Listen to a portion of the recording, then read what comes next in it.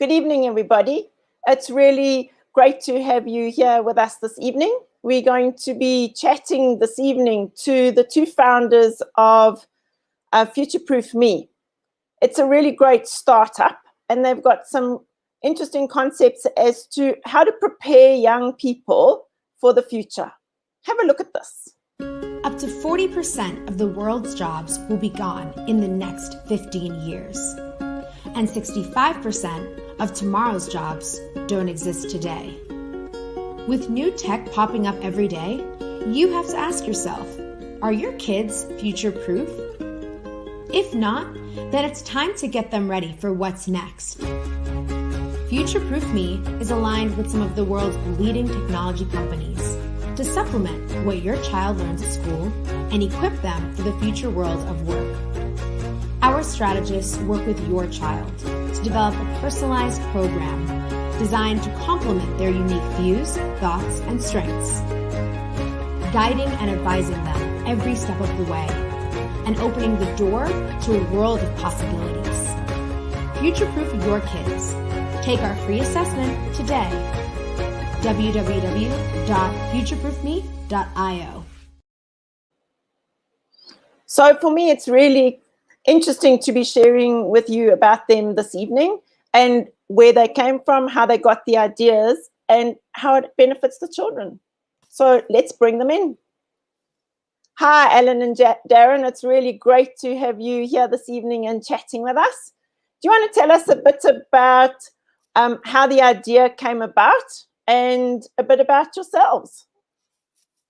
Hi, Karen. Yes, thanks very much. It's great to be here. Alan, is it okay if I start? Are you okay? Go for it. Yeah, go for it. Go for it. You know, I remember sitting in my honors class in geology at Wits University back in 1991. And I stopped writing in the class and I put my pen down on the desk and I looked at my friend next to me and I said, I've studied the wrong thing. and it just hit me like a ton of bricks that I didn't actually want to become a geologist. Look, I had enough brain power back then to realize, you know, it would be a good idea to finish the 4-year degree, and so I sort of plodded on for the next 4 months to finish. But the event did get me thinking about how important it was, you know, to prepare and research your learning pathway, and that's when the seed was planted, and that was way back in 1991. So instead of geology, I got involved in something very similar, which was education and sales, and I loved it. And so I've had various educational jobs over the last sort of decade and a half. But it was really back in 1995 when I started working as a student advisor for a private higher education institution called Varsity College. You know, way back then, I think we had 3 campuses. We only had a couple of hundred students. And I realized that what I was doing was so worthwhile. And it's probably the best job I've ever had in my life. It's just such a pity that it didn't pay so well. You know, advising kids on career and study options and ranking those options and building educational roadmaps was just so exciting for me. You know, there was nothing more rewarding than building a roadmap for someone and then seeing them graduate and, you know, and find work. And then back in 2002, I joined a place called the Computer Training Institute in Joburg. It was a phenomenally successful higher education institution. It was a private institution as well. And what we did was quite interesting. We took a 3-year degree, you know, which had about 1,500 contact hours, a 3-year degree in computer science, a BSc, and we compressed it into 12 months. And we threw out all the auxiliary subjects, you know, like physics and chemistry and maths and all the rest. And so what we were left with was just the core computing subjects. But it was still 1,500 hours of contact time. And our students would come in at 8:30 in the morning and they would leave about 3 o'clock every afternoon. And the most amazing thing is that at any one time, we were placing between, I'd say, 95 and 100% of our graduates into jobs, you know, into the IT industry, because the market wanted our academic modular outcomes. And in fact, at one stage, I remember in Durban, every single one of our students had guaranteed work 6 months before they actually completed the course. I mean, that was just absolutely amazing back in those days. Anyway, so I spent the next 13, 14 years building CTI with a great team into what became the biggest private higher education institution in South Africa by revenue. We had 14,000 full-time students back in 2013. And the main USP was that we had a job placement company that would actively try and find every single student a job. You can't guarantee jobs, but our placement statistics at the time were very, very good. And that's when I learned my second lesson, and that is that as an educational institution, you have to have very robust feedback loops from industry back into your R&D department, so that you can constantly amend your content to match the needs of industry. And that was really critical for us to manage. And then back in 2010, we sold CTI to Pearson, and that's when I met my colleague here, Alan. And we both served on the Pearson board of directors. And then about 7 years ago, after 13 years, I stepped down. I resigned as CEO, and we moved to Cape Town with my wife Angela and my 2 kids, and we're still here in the cold weather.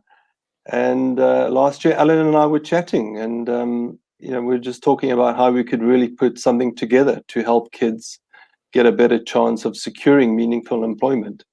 But the one main thing that it had to have was both a learning aspect as well as a career aspect. And that's when FutureProofMe was born. Cool. Alan, and you? Myself, I'm going to keep my CV a little bit shorter. My background, engineering, so I'm actually a qualified engineer, but I have extensive experience in education and healthcare. So I worked predominantly with teachers and nurses, and I think both those professions obviously come into the fore, the past year and a half with the pandemic. So just a big thank you to all the teachers and all the nurses out there for looking after us. That's true. I have a passion for working with people. I think people that know me know that I enjoy working with people, both young and old. Something which a lot of people don't know is that I'm actually also a qualified magician. So not even Darren knew that. Yeah. So Karen, thanks for making tonight happen, and hopefully some magic. I think just getting on to FutureProofMe itself, where did it come from? So Darren and I own a company called EDVI, EDVI. It's short for Education Vision. And basically what we do with EDVI is it's an education consultancy. So we help local companies export their products, education products and services into the world, and bring international companies into South Africa. And obviously last year when COVID hit, we were doing some research for a client, and we picked up 3 interesting tidbits, if you can call it that, 3 interesting pieces of information. The first was obviously, unemployment, starting to go through the roof, especially with COVID hitting, and especially the unemployment for graduates. The second thing we picked up was that a lot of the tech companies were really starting to come to the fore. Google launched their massive academy, their 6-month courses, the Teslas of the world. A lot of these tech companies are starting to dictate, where the jobs are going, starting to put pressure on education institutions as to, what kind of work they should be doing, what kinds of courses they should be delivering. So we saw tech companies starting to take the lead in terms of education. And then the third thing, and this was actually I think this was the winner for us, was as a company called PayScale did some research a couple of years ago, where they interviewed about 76,000 people. And they then, the stats that came out of that was that when graduates finish studying, they feel that they're 90% ready for the workplace. But then when you speak to the employers are saying that those graduates are actually only about 50% ready for the workplace. So there's a massive gap or discrepancy of such. And, we realize that there's obviously a gap there. We need to try and fill that. And being the entrepreneurs that we are, and, COVID, you're having to stay at home and those kind of things, Darren and I, threw a couple of ideas around, and that's where FutureProofMe came from. So how does FutureProofMe address that problem? Well, so FutureProofMe is an EdTech career company. So it's a combination of education, technology, and careers. So we're helping, kids. So our main focus at the moment is grade 9s to grade 12s. And what we do is we help, we help those kids or those scholars or students as such. We help them to understand, what kind of careers they can work towards. We help them to understand what kinds of careers are coming their way. What kinds of careers and jobs, will be coming their way in the next 5 to 10 years, for example. And we also then partner with technology companies. So we've partnered and we're working with big tech companies like Google, Amazon, LinkedIn, Microsoft, Apple, and working with those technology companies, we understand what kinds of jobs and what kinds of skills are needed for the future. And by applying those skills and that expertise to our students, we can obviously better prepare them. We also work with employers. We have quite a large network of employers that we work with. We also have a global recruitment agency that we work with. And we're actually going to be shortly, probably the next month, launching our own recruitment agency as well, available through our website. And then thirdly, we work with the students themselves. At the moment, we're working with grade 9s to grade 12s, but ultimately, once the business grows, we'll start focusing on university students and working professionals as well. And what we do is we assign a strategist, an educational strategist, to every single one of our students. So to everybody, all the attendees, I'm sure that we've all tried to go to the gym, we've all tried to sign up and try and get fit, but that six-pack doesn't quite come, if you're doing all of this on your own. So I always like to use the gym trainer analogy. If you have a personal trainer, that person makes sure that you get up at 5 o'clock in the morning, you're eating the right food, you're doing the right stuff, you're actually getting to the gym. You're not, the personal trainer is not doing the training for you, you're still doing the training yourself. And that's a similar concept that we're employing within FutureProofMe. So we assign a strategist that spends, one-on-one contact time online with each one of the students. And our programs are, 1, 2, or 3 years. And Darren will talk about the programs in a bit more detail later. And what the strategist does is the strategist takes the student through a roadmap over a course of a period of time, and identifying where their strengths lie, identifying what kinds of careers would be best suited for them, but also helping them with goal setting, helping them with identifying the relevant skills to learn, obviously in line with what kinds of jobs are coming in the future, and then also introducing them to potential employers and workplace experience as well. So I think that's... So do you only work with individual students, or are you looking at working with schools as well?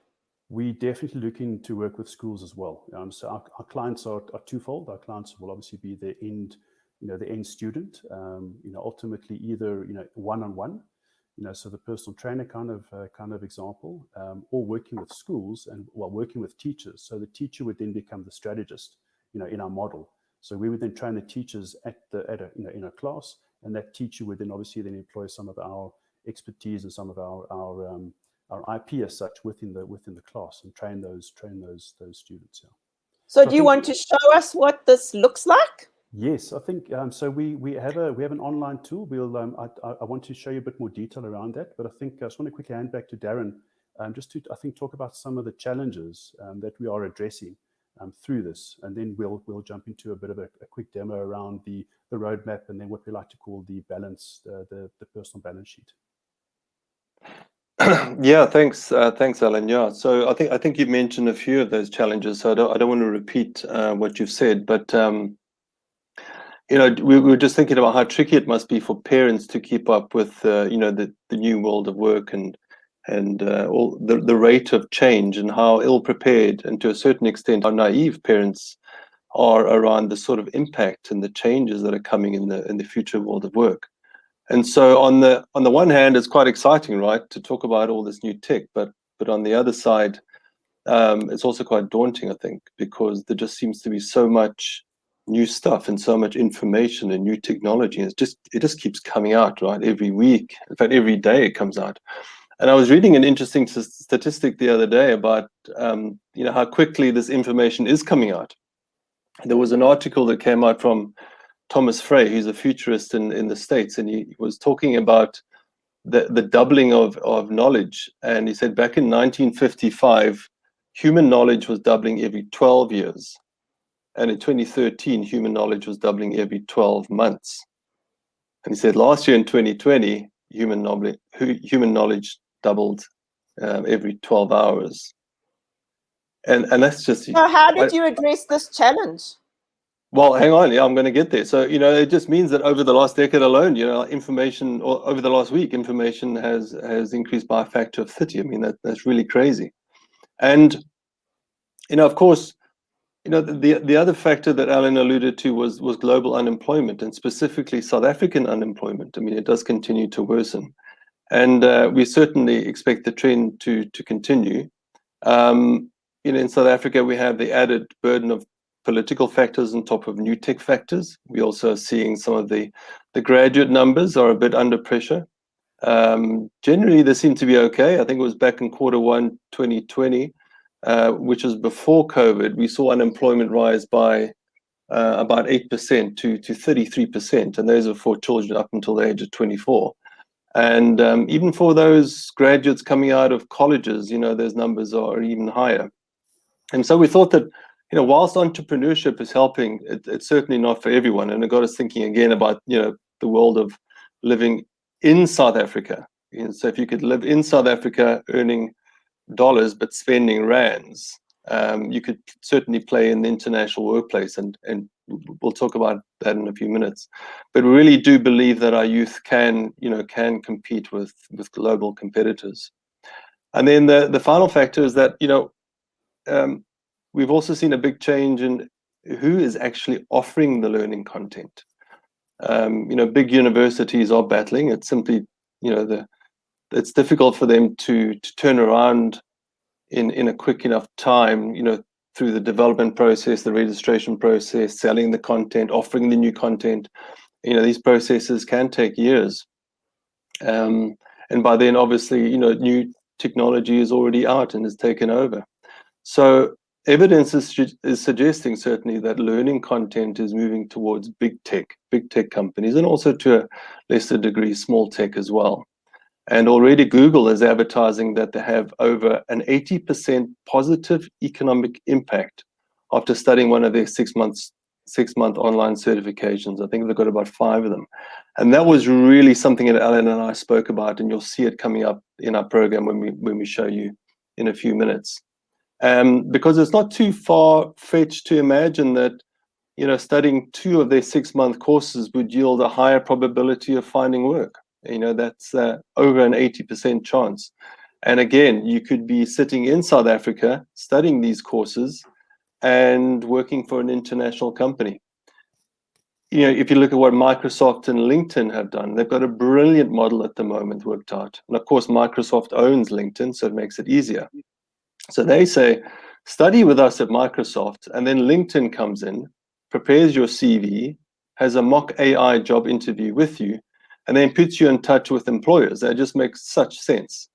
And as tech companies know what skills they will need in 6 months' time, they build the learning content online, or they might partner with the likes of Udemy or edX or FutureLearn or Coursera or any other sort of online support platform. And the employers are sitting at the back end, and they're just saying, look, if you pass and we like you, you're hired. And we think that's really, really clever. So we built that model into our system. And then, so when are you going to show us this model? Well, this is the long trailer, right? We're going to get you all excited. Okay, so ultimately we wanted to help our youth to build a smart, structured, step-by-step measurable pathway towards their future world of work. We think that our FutureProofMe process does that. So what I can do, Karen, is I can share with you my Tri-Smart process. Okay, there's nothing shared yet. Is that coming through? Yeah. Got it? So the Tri-Smart process says that we looked quite closely at traditional learning and job application processes, and they're pretty linear in their structure. In other words, you start at school, you study, you matriculate. The lucky ones go to college or university. You graduate, and then you start looking for work. And we thought that this process, it was lacking in some areas. And so we came up with a Tri-Smart process. And the process is made up of 3 factors, namely the student, the learning process, and the potential employer. And we turned the traditional linear process around and brought all 3 factors into the equation from the get-go. And without going into detail now, what the model essentially does is to discover and unpack as much about the student as possible, through a whole series of assessments. And we record and rank things like aptitudes, personality traits, strengths, passions, thoughts and beliefs, and ultimately where the student sees themselves one day. And there could be several pictures, right? I mean, these kids sort of have many, many different ideas. And we rank all of those ideas. We rank all of those passions. So we never eliminate anything. We just rank them. And then we go back and we just check in that ranking as they go through the program. And this is backed up by goal setting and motivation and leadership activities. And we also ask students to list, what is it that annoys them about the world, especially those areas that they're very passionate about. And then turn these into challenges that need solutions by working with various models to solve them. And then we also identify areas of work and industry that align to these passions and who the players are, as well as identifying the skills and all the qualifications and the places of learning that are needed in order for the student to gain those right skills to add to that workplace environment that they're so passionate about. And the reason why we call it the Tri-Smart process is because instead of applying for a job or trying to make contact with a potential employer, we smart introduce the student to both potential employers and places of learning. And so we use the FutureProofMe process and we showcase to the places of learning that the student has taken the time, taken the effort to research the future goals, the industry that they want to end up in one day, the areas to be solved, and what the learning material is that they would need to acquire in order for them to be successful in that field that they've identified. And then also smart introduce the student to potential employers with exactly the same message. And therein lies the beginnings of that early Tri-Smart relationship, which is going to happen whilst the student is still at school. So instead of the traditional what's in it for me approach that students adopt when applying for a job or a course, and they often fail, there's a far deeper understanding that's communicated. And the goal for us and the student is that places of learning and places of employment understand the value, and then actually they want the student to join them. So again, that message is turned around. And as you'll see in a minute from Alan, when he goes through the actual FutureProofMe platform, you'll understand all the factors that actually go into this process and the programs themselves. Cool, thank you. So Alan, are you now going to show us this process? Yes, let's go through that. I've shared my screen. Just want to check you can see that. Cool, we can see it. Perfect. So I think what I'm showing here is what we call our online support tool. So it's obviously an online tool. Every single student that joins us would obviously be assigned this particular project or assigned as a project. And the entire program, the entire roadmap that our students follow is encompassed in this tool. The second point is during the course of the program, if the program is 10 months or 1 year or 3 years, whatever it might be, during the course of the program, every time the strategist interacts with the student, any decisions that are made, any certificates that are received, any training that is done, anything that happens is captured into this tool. So by the end of the program, this tool eventually becomes what we call the personal balance sheet. So the balance sheet for that student. And some people like to call it the digital CV. This is something that the student could take with him or her, to an employer. And obviously, because they work with us, we can obviously help prep them for that as well. So this is quite an important tool for us to use. I'm just going to run through it very briefly from top to bottom. I know there's nothing worse than looking at software on a Thursday evening at 7:30. But it's going to run through it from top to bottom. So you can see there's obviously a progress, you're keeping progress or track of how that student's doing during the course of this program. And what we've then done is the entire Tri-Smart process, we've broken it up into what we call phases. So this example This particular program is what we call our Platinum program. And you'll see that there's these 14 of these phases, multicolored. I'm just going to quickly show there's a whole bunch of them. I'm going to go through each one of them in a bit more detail, but you can see there's just a quick overview of the different phases. I will go back to them. So there's each one of the phases that is encompassed in this roadmap. And for each one of these phases, you can see, if we look at assessments, just as an example, this particular phase is 33% complete. So nice and visual, obviously, for the student and for the strategist. So can the student actually go in and put their own information in, or how does it work? Yes, so the student gets a login detail, the strategist obviously has a login detail, and the parents also have a login detail as well. And with limited user rights, you don't want the student going in and deleting all the tasks. So the student would be able to log in and update dates that he or she has completed certain training or certain tasks. So there is obviously limited information that the student can update, because you want to make sure that the student doesn't go and delete half the stuff that they're not supposed to be deleting, for example. So every person is assigned different user rights. And what do the parents see? So the parents, once again, would see this. So they would see exactly this as well. And you can set it up that the parents can't change anything, or they can change as well. So, there's different user rights that would be assigned. And for each one of these phases, there's a list of tasks. So you can see in this example, so for our first phase, which is assessments, we actually have 6 assessments that we conduct. They're all online. They range from career assessments to aptitude assessments. And from a tracking point of view, you can see that career assessment 1 is complete, whereas career assessment 2 is 30 or 40% are complete. So it's a nice tracking tool to see which of these tasks have been completed, yes or no. So who marks them as complete? That would be something which, a good question. So that's something which the strategist would do in conjunction with the student. So if an assessment has been completed, it's obviously quite easy to see that it has been completed, because obviously you would get the report.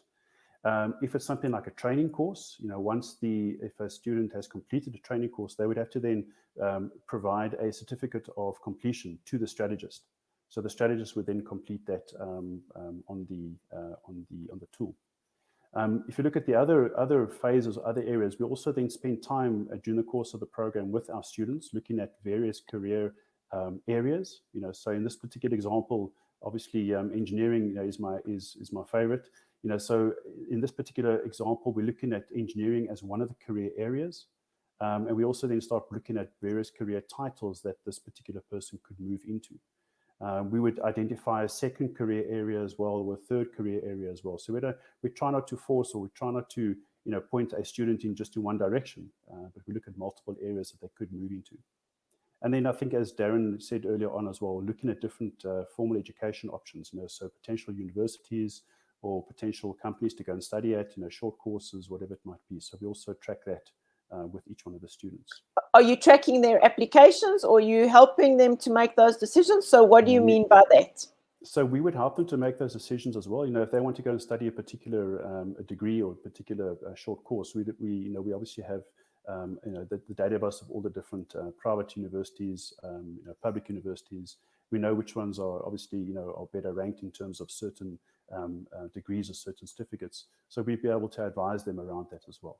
If they would like to study overseas or international, we also have a partnership with a company called Crimson, and Crimson helps students to get into international Ivy League universities.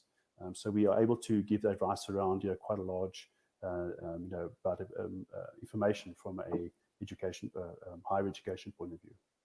The strategist will also spend time looking at goals during the course of the program, so helping the student to identify short, medium, and long-term goals, obviously documenting all of that.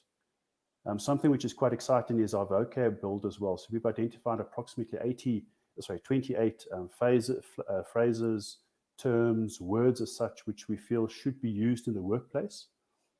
So we would actually then spend time every single session that our student has with a strategist. Between 3 and 5 words would actually then be provided to that student, and the student has to go and do homework around applying those words, in certain instances. We also spend time around leadership actions. I know a lot of schools obviously assist their students from a leadership point of view, but we would typically complement or supplement that, in terms of identifying particular leadership programs, some activities, and obviously any awards, like a President's Award, for example. So if they've completed that, then there would be a certificate of completion, which we would upload into the database as well. And then I think something right close to your heart, Karen, is the skill side of things. So we talk about premium skills. So premium skills are the skills that will give you better employment, and premium skills are the ones that will give you a better salary at the end of the day. And we divide these premium skills into two. One is transferable skills. So transferable skills are skills that can be applied across industries, across careers. So presentation skills, critical thinking, communication. So we've identified thousands and thousands of these courses, and we've scoured through all of them. We've identified the top courses that we recommend our students take, and we obviously then provide those courses to our students. They're all online, and they're predominantly provided by the top tech and the top soft skills type companies out there. And the students would obviously then go and study that in their own time. But our strategists, once again, with a gym trainer analogy, will make sure that they actually get that training done. I think many of us have done Udemy courses before and probably not finished them. These students can go and try and do it on their own, and their parents can obviously try and help them. But I think our strategists make sure that they get the job done. Digital skills, very similar as well. So with us working with the tech companies, the Microsoft, the Googles of the world, we've also identified the top courses that are applicable, and we would obviously then advise our students around which courses to do. Similar with entrepreneurship, so our Platinum program, we also take our students on an entrepreneurship journey, and also providing them with tutorship around entrepreneurship. And then the third area of the Tri-Smart process that Darren spoke about is the workplace experience and the employers. I think also quite an exciting part of the program is, looking at the pink one there, the workplace experience is, it might be as simple as a 2-hour or a half day or a 1-day job shadowing at one of our employer partners that we work with, or it might actually mean an entire week or 2 weeks vacation work. A lot of these students are looking for that kind of work with that kind of experience. So through our networks, we're obviously able to provide that. And then, not applicable to a grade 10, but I think applicable to a grade 12 or, a person finishing or graduating university, we're also able to place people as well. So through our global recruitment agency that we work with, through our employer network, and also, like I said, we'll be launching our own recruitment agency in the next month or so. So placing people is something we do as well. So go. And just finally, the Tri-Smart process phase is effectively a culmination of everything. So we just document everything in one particular place. And then 2 other areas, we also provide support. We have a social or SEL support session, so social and emotional learning support session. So currently within FutureProofMe, we have 6 strategists. So these are 6 strategists that support the students on a monthly basis or daily basis as such. We also have a psychometrist on the team as well. And the psychometrist will obviously then provide a social and emotional learning support session. It's typically a one-on-many types of a session. So we also provide that kind of support, not to replace what's been done at the schools, but obviously to just support that. And then the last point there, Karen, before I hand over to you is we also track every single session that has been done. So our strategist obviously, sits one-on-one with our students once a month. It's all online. So we track, there's obviously, this is a program of 10 months. So you can see there's 10 of these activities. So we track each one of those tasks, so every single session that has been done. And then any minutes that, any notes or any minutes is captured at the bottom over here. And that's an area where the strategist and the student can obviously exchange ideas or, keep notes or, keep minutes of the session. And obviously then keep all of that as part of the history. So if I look at the different areas you've identified and shown, where one of the questions was just now that teachers don't even know, how would this benefit teachers in terms of if they were using this type of tool? So benefit to the teachers would be, I think, complementing their existing courseware or existing subjects that they're currently delivering to the students. So for example, if we take digital skills as an example, you might be a teacher who's teaching business science or robotics, for example. And, the curriculum, the school curriculum is quite constricted, or it's quite prescriptive. but it's not it's not looking ahead 5 years or 10 years, for example. So maybe there's 2 or 3 skills that that the teacher and the students, obviously the students won't know, but the teacher doesn't know about. So what we would then offer to that school in terms of our school's program would be the 2 or 3 skills or 5 skills that would better prepare that student that's doing robotics for jobs that are coming up in the next 5 years or 3 or 5 years, for example. So that's really interesting in terms of how you can both support individuals and also support schools and supplement or enhance what they are doing. So Correct. if we then look at the range of different things, could a school then engage with you as a whole group rather than just individual school students from a school? I think, Darren, do you want to answer that? Yeah. So the answer, Karen, yeah. Karen, I'm going to stop sharing my screen. Okay, no, it's fine. Thanks. There we go. Yeah, Karen.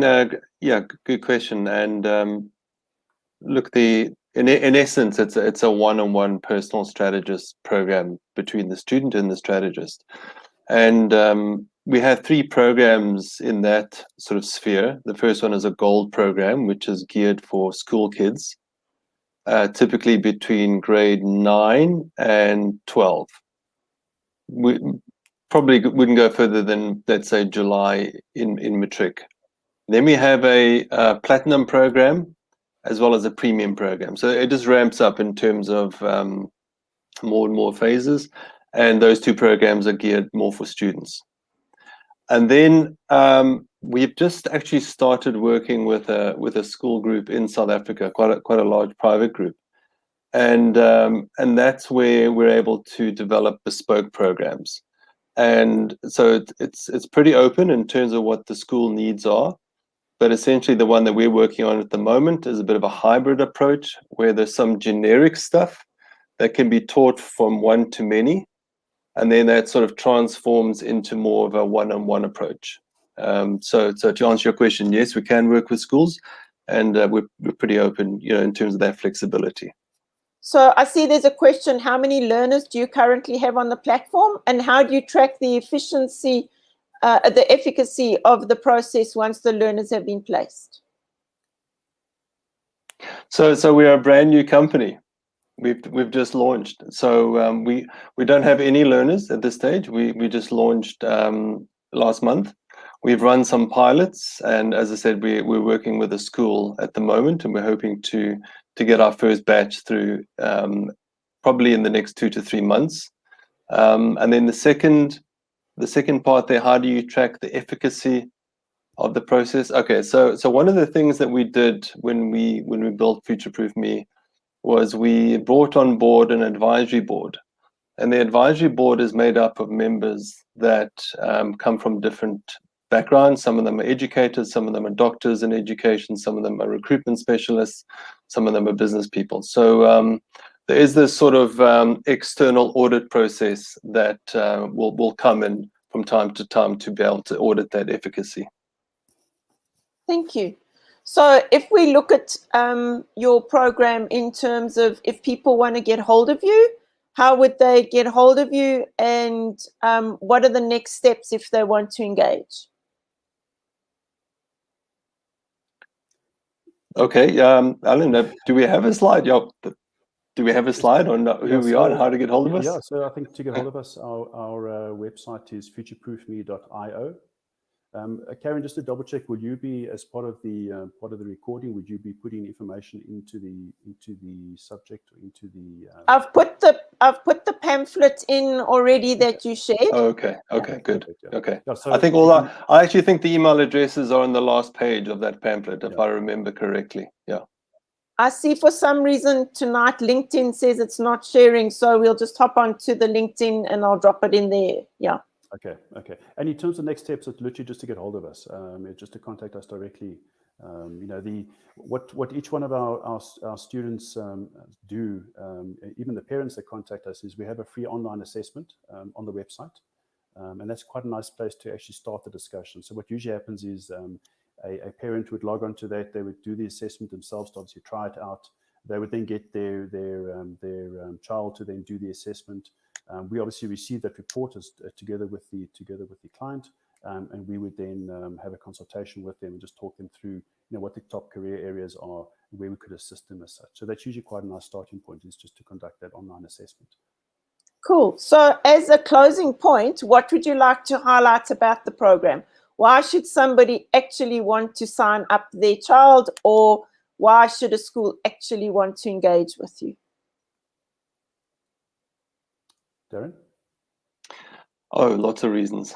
Don't get Darren started. the biggest thing for me is that, and I think Alan mentioned it earlier, and that is there's so much value in one-to-one mentorship and leadership. And, to have someone who works with you and understands who you are and motivates you. It's like that personal gym trainer that Alan was speaking about, to actually go to the gym. You are just, you get better results. You just simply get better results if you have a personal trainer motivating you and pushing you and driving you in the right direction.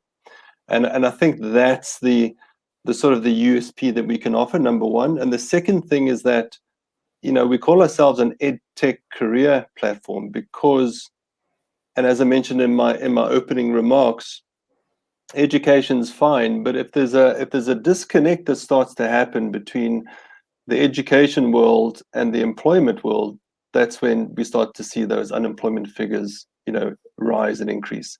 And that's why it's so important for us to bring that together in the Tri-Smart process and keep all three aspects tightly knitted together from day one.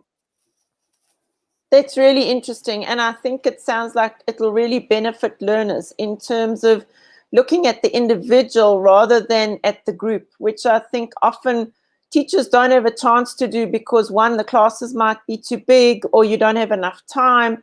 So supporting schools within that space is really useful. And then on top of that, okay, go. Sorry, I think just to add to that is that the program with the schools that we've been discussing with some of the schools is that we would provide some of the more generic stuff, because it's a one-on-many, so it's one teacher with multiple students. But as part of that program, we would also come into the classroom as well via online. We'd also provide some personal mentorship, to the kids in the class. And part of the program is we'd also have a one-on-one with the student and also with the parents as well. So that's also, supporting together with the teacher. Obviously, nothing done without the teacher. So I think just to complement everything that the teacher is doing. And I think just from my side, I think that stat that came out last year has just stuck with me from day one. 90% of the graduates think that they're 90% ready, and the employers are saying they're 50% ready. That just has stuck with me. So we're helping to make sure that when that, you might be grade 10 now, but ultimately you will be graduating, you will be looking for a job, 3 or 4 or 5 years down the line. So when you're sitting in that interview room with the 20 other people around you, you want to know that you've got the best chance of getting that job. That's fantastic. I really want to thank you for your time this evening and for sharing with everyone.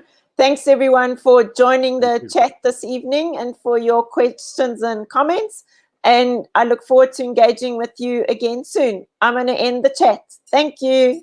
Thanks, Karen. Thanks, guys. Thank you.